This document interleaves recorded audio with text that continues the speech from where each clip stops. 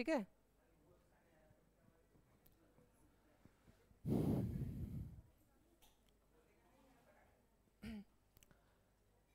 चलो now, so good morning everyone. Today we are going to discuss about, I think this topic will be very new for most of the students, but with the passage of time it will be, you will be comfortable to get what point we are going to discuss today. Language terminology, terminology का मतलब होगा शब्दावली। जो भी हम लोग English language सीख रहे हैं तो इंग्लिश लैंग्वेज के जो मेन जो वर्ड्स हैं, जो टर्मिनोलॉजी है, जो टर्म्स है, उसको जानना बहुत ज़रूरी है। These terms might have been taught to you in your classes also by different teachers. ये टर्म्स आपको पहले भी पढ़ाए गए होंगे बट अभी आप भूल गए होंगे, उसका थोड़ा सा क्विक रिविजन हो जाएगा। बहुत सारे टर्म्स है, आज हम लोग 10 और 20 टर्म्स को डिस्कस करेंगे। ओके, फर्स्ट, सो टर्मिनोलॉजी का मतलब समझो। एक जो टर्मिनोलॉजी मीन्स होता है शब्दावली, राइट। लॉजी मीन्स साइंस और study. The words of English language we are going to discuss about term. जो भी इंपॉर्टेंट टर्म है उसके बारे में हम लोग चर्चा करेंगे। फर्स्ट वर्ड जो है, ये ध्यान से देखना, अब्स्ट्रैक्ट नाउन। अब्स्ट्रैक्ट नाउन है फर्स्ट वर्ड जो आपका है, वो अब्स्ट्रैक्ट नाउन है। ऑफ कोर्स अब्स्ट्रैक्ट नाउन का डिफिनेशन आपको पढ़ाया गया होगा। The nouns that can be felt, जिसको सिर्फ महसूस किया जा सकता है, देखा या छुआ नहीं जा सकता, उसको अब्स्ट्रैक्ट नाउन बोलते हैं। अब्स्ट्रैक्ट को हिंदी में भाव बोलते हैं। अब्स्ट्रैक्ट नाउन मीन्स भाववाचक संज्ञा, जिसको हम लोग भाव से समझ सकते हैं, महसूस कर सकते हैं। जैसे इसका अपोजिट जो होता है वो कंक्रीट नाउन होता है। कंक्रीट नाउन का मतलब होता है जिसको फिजिकली आप टच कर सकते हैं, देख सकते हैं। जैसे कि मार्कर हो गया, है ना, पेन हो गया, पेन्स हो गए, पेंसिल्स हो गए, नोटबुक्स हो गए, कार्स हो गए, राइट। आप जिसको भी टच कर सकते हैं, फिजिकली जो अवेलेबल होता है, उसको कंक्रीट नाउन बोलते हैं। Is it clear to you? जो proper nouns, common nouns, material nouns में जो भी नाउन्स आते हैं वो सारे के सारे कंक्रीट में आएंगे। So abstract noun the opposite of a concrete noun. देखिए ध्यान से यहाँ क्या लिखा हुआ है,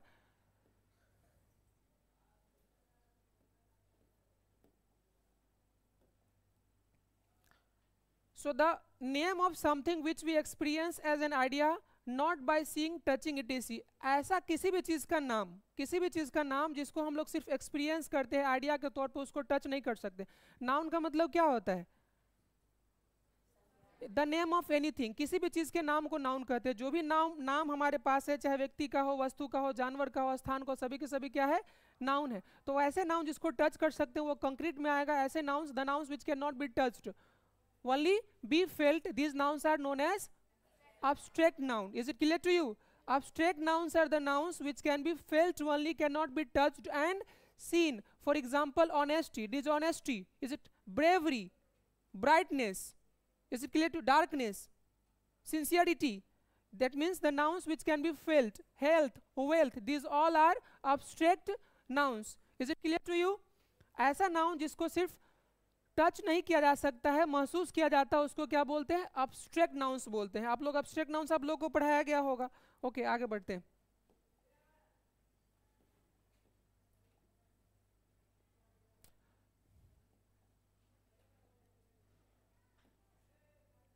अब नेक्स्ट वर्ड देखो, एक्टिव। इंग्लिश ग्रामर में आप लोग को एक्टिव और पैसिव वर्ड्स बताया जाता है। एक्टिव का मतलब होता है दैट कैन डू समथिंग, जो खुद से कुछ काम कर सकता हो। पैसिव का मतलब निष्क्रिय होता है। एक्टिव और पैसिव का अर्थ समझो। एक्टिव का मतलब होता है फुर्तीला, अजाइल। पैसिव का मतलब निष्क्रिय होता है, जो खुद से काम नहीं करे। जैसे कि आपका कलम, कॉपी, किताब, बेंच और डेस्क, ये सारे के सारे पैसिव वस्तु होते हैं, है ना। जब तक हम इस पर कोई एक्शन नहीं करेंगे, ये अपने से खुद ब खुद एक्शन नहीं कर सकता है। इंग्लिश ग्रामर में आप लोगों को जब एक्टिव वॉइस और पैसिव वॉइस पढ़ाया जाता है तो बताया जाता है when the subject of the sentence is in action it is said to be in active voice. जब वाक्य का सब्जेक्ट एक्शन में हो तो उसे क्या बोलते हैं? एक्टिव वॉइस बोलते हैं। और जब वाक्य के सब्जेक्ट पे ही काम हो तो उसे बोलेंगे पैसिव वॉइस। फॉर एग्जाम्पल, एक एग्जाम्पल लेते हैं। वीरू अंग्रेजी बोलता है, वीरू स्पीक्स इंग्लिश, राइट। या गुड्डू सर टीचर्स वीरू, वीरू को गुड्डू सर पढ़ाते हैं। तो Guddu sir is the subject of the sentence, Guddu sir teachers Veeru, Guddu sir Veeru को पढ़ाते हैं। यहाँ एग्जाम्पल लिखकर समझने का प्रयास करते हैं। जैसे एक दूसरा एग्जाम्पल ले लेते हैं। यस,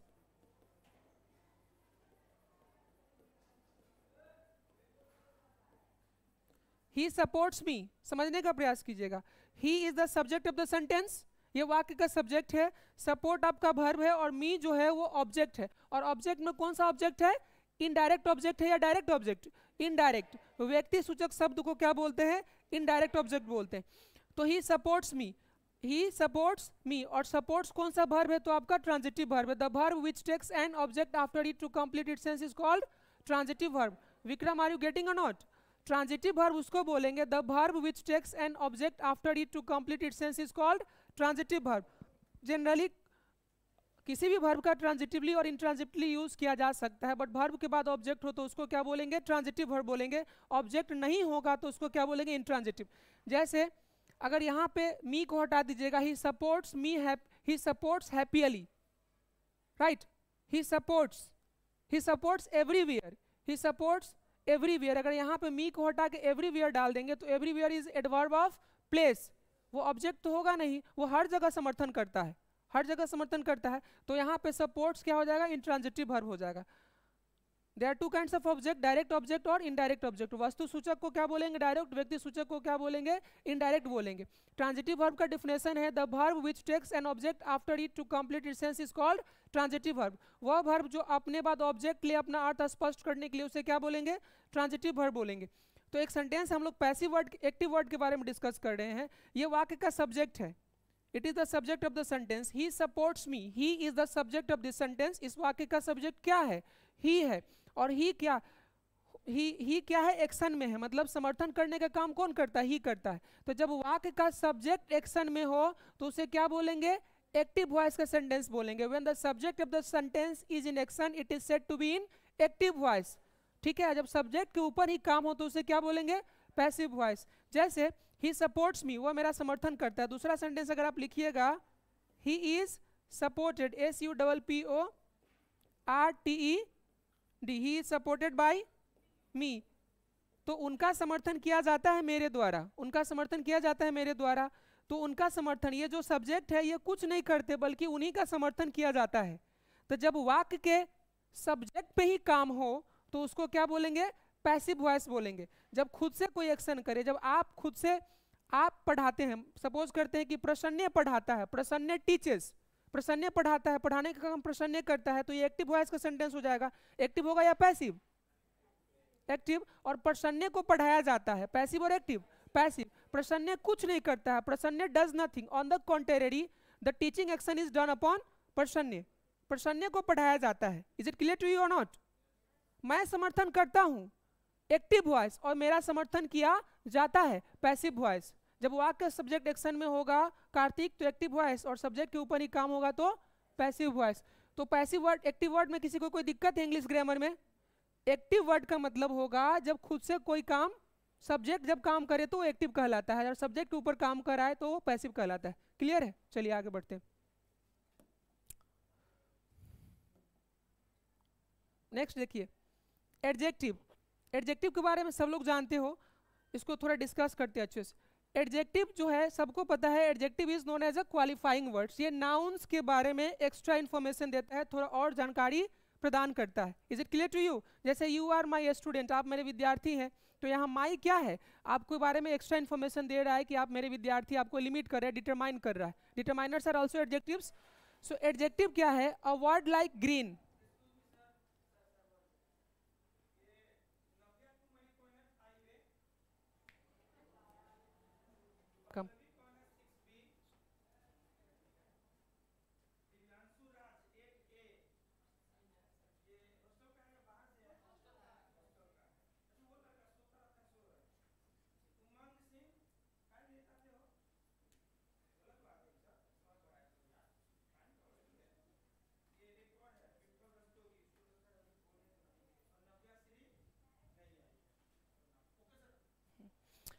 अब एडजेक्टिव के बारे में देखते हैं। Adjectives are known as qualifying words. विशेषता बतलाने वाले शब्द को एडजेक्टिव कहा जाता है, विशेषण कहा जाता है इन हिंदी।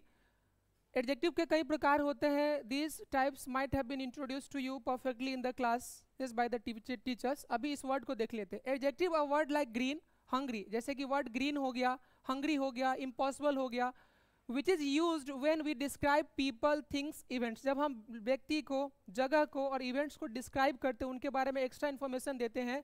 जैसे एक कलम है, पेन, उस पेन के पहले लिख देंगे I have a red pen, मेरे पास एक लाल कलम है, तो उस कलम के बारे में थोड़ा ज़्यादा जानकारी मिल गया कि कैसा कलम है, तो red. You are a student, आप एक विद्यार्थी हैं। You are an intelligent student, आप एक तेज विद्यार्थी हैं, तो आपके बारे में थोड़ा ज़्यादा जानकारी मिल गया कि आप इंटेलिजेंट है। You are a student, you are a sincere student, आप एक मतलब अवेयर छात्र है, जागरूक छात्र है, सिंसियर है, चीज़ों को सीरियसली समझते हैं और पढ़ते हैं। समझ में आ रहा है आयु रोशन? जैसे आयु रोशन इज अ बॉय, आयु रोशन इज ए स्ट्रॉन्ग बॉय, मजबूत लड़का है, तो थोड़ा इसके बारे में एक्स्ट्रा इन्फॉर्मेशन मिल गया। तो एडजेक्टिव्स क्या करता है, नाउन्स और प्रोनाउंस को डिस्क्राइब करता है, उनके बारे में एक्स्ट्रा इन्फॉर्मेशन देता है। Is it clear to you? जैसे यहाँ देखिए अ ग्रीन एप्पल, एप्पल मतलब उस एप्पल तो होते ही apples, apples are common nouns, तो apple, a green apple, apple के बारे में थोड़ा एक्स्ट्रा इन्फॉर्मेशन दे रहा है। सी इज हंग्री, तो हंग्री किसको क्वालिफाई कर रहा है, सी को क्वालिफाई कर रहा है कि नहीं, वो भूखी है, राइट, भूखी है, उसके बारे में थोड़ा बताया जा रहा है कि वो कैसा फील कर रही है। So basically adjectives are the qualifying words and they add extra information to nouns and pronouns. इसके दो यूज होते हैं, attributive use and predicative use. जब नाउन के पहले आए तो उसको क्या बोलेंगे, प्रीडिकेटिव यूज बोलेंगे। जब सब्जेक्ट को क्वालिफाई करें, जब नाउन ना हो अकेले आए तो उसको क्या बोलेंगे, एट्रीब्यूटिव यूज बोलेंगे, राइट। आगे बढ़ते हैं, यस। जब किसी को डाउट होगा, नहीं समझ में आएगा, तो एक दो बार पूछिएगा, sir try to explain it again, I will try my best to make it simple for you. Okay, is it clear to you? अब आगे देखते हैं नेक्स्ट।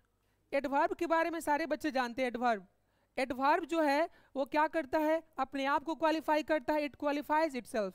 ये वर्ब को क्वालिफाई करता है, एडजेक्टिव को क्वालिफाई करता है, कभी कभी विशेष परिस्थिति में नाउन प्रोनाउन को भी क्वालिफाई करता है, तो बहुत रेयर की मामला है। But basically adverbs are the words which are used to qualify adjectives, verb and itself, themselves. Adverbs also qualify themselves, अपने आप को भी क्वालिफाई करते हैं adverbs.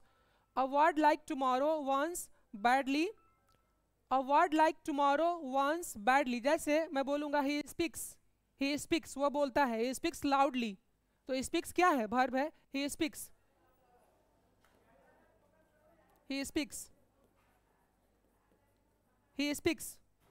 वो बोलता है, right? He speaks clearly, वो स्पष्ट रूप से बोलता है। तो क्लियरली अगर यहाँ पे लिखेंगे तो किसको क्वालिफाई करेगा, वर्ब को क्वालिफाई करेगा। Is it clear to you? तो adverbs are the words which are used to qualify verb, adjectives and adverbs themself. Is it clear to you? Themself they qualify. अब आगे हम बात करते हैं, जैसे he was absent yesterday, he was absent yesterday, तो yesterday जो है ये भी आपका एडवर्ब है, और ये क्या बताता है, एडवर्ब ऑफ टाइम बताता है। I will see you tomorrow, मैं कल आपसे मिलूंगा, I will see you tomorrow, tomorrow क्या है, एडवर्ब ऑफ टाइम है, राइट। He teaches everywhere, वो हर जगह पढ़ाते हैं, तो everywhere क्या है, एडवर्ब ऑफ प्लेस है। He never comes on time, he never comes on time, तो never कौन सा है, एडवर्ब ऑफ फ्रीक्वेंसी है या एडवर्ब ऑफ, नहीं निगेशन नहीं, क्या होगा बताइए, he never comes on time, he always comes on time, ये क्या होगा, कौन सा एडवर्ब होगा, चलो इसको हटा देते हैं, एडवर्ब ऑफ टाइम नहीं होगा। ओके नेक्स्ट, तो समझ, इसको टाइप्स को पढ़ना पड़ेगा आपको अच्छे से। Adverb, a word like tomorrow, simply adverb जान जाओ, a word in English grammar which is used to qualify verb, adjective and adverb. एक एडवर्ब एक ऐसा टर्म है इंग्लिश ग्रामर में जो वर्ब को, एडजेक्टिव को और अपने आप को क्वालिफाई करता है। अब चूंकि एडवर्ब के बारे में अगर आपको बेहतर नॉलेज होगा तो इसके काइंड्स को पढ़ेंगे तो आसानी से समझ लेंगे, ठीक है। अब आगे हम बात करते हैं नेक्स्ट, अफर्मेटिव वर्ड के बारे में। ये जो वर्ड आप लोग हमेशा सुनते हो अफर्मेटिव, अब इसको समझने का प्रयास करते हैं थोड़ा डिटेल्स में। अफर्मेटिव, ओके, जो अफर्म करे। An affirmative sentence is one that makes a positive statement. अब समझने का प्रयास करते हैं, ये सेंटेंस का प्रकार है। सेंटेंस का डिफिनेशन क्या होता है, a group of words which brings information, a group of words which brings information is called assertive sentence। पहले सेंटेंस का डिफिनेशन को देखते हैं। a group of words A group of words which makes complete sense is called sentence. शब्दों का ऐसा समूह जो पूरा अर्थ देता हो, सार्थक अर्थ देता हो, उसको क्या बोलेंगे? सेंटेंस बोलेंगे. इसके प्रकार होते हैं. उसी प्रकार में सबसे पहला आता है आपका assertive. A group of words which gives information. सब समझने का प्रयास कीजिए. A group of words which gives information is called assertive sentence. शब्दों का ऐसा समूह जो जानकारी देता हो उसको assertive बोलेंगे. It is of two kinds. It is of two types, affirmative and negative. जो सार्थक जो सकारात्मक जानकारी देगा उसको अफर्मेटिव बोलेंगे, जो नकारात्मक जानकारी देगा उसको निगेटिव सेंटेंस बोलेंगे. ध्यान से सुनिएगा. A group of words which brings information. शब्दों का ऐसा समूह जो जानकारी लाता हो, है ना, उसको असर्टिव बोलते हैं. It is of two types, affirmative and negative. For example, Guddu sir teachers English. Guddu sir अंग्रेजी पढ़ाते हैं, ये सकारात्मक जानकारी है ना. निर्भय sir does not teach English. निर्भय सर इंग्लिश नहीं पढ़ाते हैं. दोनों जानकारी दे रहा है ना, तो एक नकारात्मक है, एक सकारात्मक जनरली है. तो जो आपको पॉजिटिव इंफॉर्मेशन देगा जनरली, जिसमें नॉट नहीं लगा होगा उसको अफर्मेटिव बोलेंगे, जिसमें नॉट लगा रहेगा उसको क्या बोलेंगे? निगेटिव बोलेंगे. Is it clear to you? A group of words which gives negative information is called negative sentence. A group of words which gives positive information is called affirmative sentence. Okay? और ये दोनों को मिलाकर बनते हैं assertive, जिसको बोलते हैं a group of words which brings information. अब बुक में तो भारी भरकम डिफिनेशन लिखा रहता है, स्टेटमेंट वगैरह. शब्दों का ऐसा समूह जो जानकारी दे उसको assertive बोलेंगे. अब बात करते हैं a group of words which asks information is called interrogative sentence. It is of two types, yes no question and WH questions. समझ में आ रहा है? शब्दों का ऐसा समूह जो आपसे जानकारी मांगे उसको प्रश्नवाचक वाक्य बोलेंगे. हिंदी में बोलते हैं ना, जैसे हु आर यू, तुम कौन हो, तो क्या बोलोगे? यस सर या नो सर. देखो, दो प्रकार के इंट्रोगेटिव सेंटेंस होते हैं, एक यस नो क्वेश्चन होता है और एक WH क्वेश्चन होता है. तो यस नो क्वेश्चन इसलिए बोला जाता है क्योंकि उसका जवाब हाँ ना में दिया जा सकता है. जैसे are you hungry? Yes sir we are. पूछूंगा are you happy? Yes sir I am. Have you completed your work? No sir I haven't. इसका जवाब हाँ ना में दिया जा सकता है, तो ये आपका यस नो क्वेश्चन हो जाएगा. अब वही पूछेंगे वेयर डू यू लिव? तो यस सर बोलेंगे. आई लिव इन मुजफ्फरपुर या I live at Muzaffarpur, I live in Bihar. What does your father do? तो नो सर. बोले my father is a bank clerk, my father is an officer. आपको तो interrogative sentence is of two types. One belongs to yes no category, another belongs to WH family. Is it clear to you? सबको समझ में आ रहा है? Sentence समझना बहुत आसान है. शब्दों का ऐसा समूह जो जानकारी दे उसको असर्टिव बोलेंगे, जो नकारात्मक दे उसको निगेटिव, जो सकारात्मक दे उसे अफर्मेटिव. शब्दों का ऐसा समूह जो आज्ञा, आदेश, है ना, अनुरोध का बोध कराए उसको इंपेरेटिव बोलेंगे. बोलते हैं कि नहीं बोलते? Come to me, work hard. Clear है? बहुत आसान है शब्दों को समझना. बच्चे डिक्लेरेटिव स्टेटमेंट में जाके फंस जाते हैं. चलिए आगे बढ़ते हैं. इसमें किसी को कोई इशू नहीं है? चलिए आगे बढ़ते हैं. अब एजेंट के बारे में बात कर लेते हैं. ये LIC वाला एजेंट नहीं है. एजेंट का मतलब वो कारक जो कोई काम करवाता हो, है ना. जैसे यहाँ देखिए, इन अ पैसिव सेंटेंस, जैसे कि भारत का समर्थन किया जाता है रूस के द्वारा, तो इंडिया इज सपोर्टेड बाय रूस. इंडिया इज सपोर्टेड बाय रूस. यहाँ इंडिया कुछ नहीं कर रहा है बल्कि उसी का समर्थन हो रहा है. तो जब वाक्य का सब्जेक्ट के ऊपर ही काम हो तो उसको एक्टिव वॉइस बोलते हैं, है ना. और यहाँ India is supported by Russia जो बोलेंगे तो Russia is the agent by which the support of India is done. Is it clear to you? तो जब जिस कारक के द्वारा कोई काम होता है उसी को एजेंट बोलते हैं. Is it clear to you? जैसे निर्भय सर के द्वारा हिंदी पढ़ाई जाती है तो Hindi is taught here by Nirbhay sir. Is it clear to you? तो बाय निर्भय सर जो हो गए वो एजेंट हो गए. Is it clear to you? तो इंग्लिश ग्रामर में अगर कोई टीचर एजेंट का डिस्कशन करेंगे तो आपको कोई डाउट होगा? नहीं होगा, पहले से पता है. चलिए आगे बढ़ते हैं. अब आर्टिकल के बारे में समझने का प्रयास करते हैं.